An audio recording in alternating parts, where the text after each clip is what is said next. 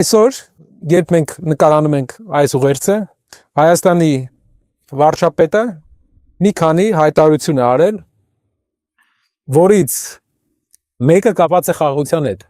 Նա ասել է, որ նա բերում է խաղաղություն Հայաստանին, սակայն նա մոռացել է մի բան ասել, որ նա այդ խաղաղությունը բերում է 3 պատերազմ հետո։ Նրա ժամանակաշրջանում է եղել Հայաստանում ամենաշատ պատերազմները եւ նրա բանակցային ոճն է, որ բերում է պատերազմի միայն։ Եթե ուզում ենք տեսնենք, թե մարդ ինչպես է բանակցում մեր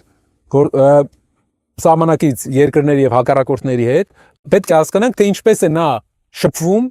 եւ ինչպես է նա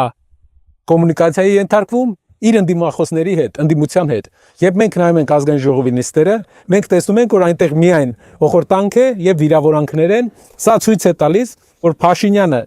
ունի բազային կարողություններ, հարաբերություններ հաստատի իր ընդդիմախոսների հետ եւ կոնստրուկտիվ միջավայրում բանակցի։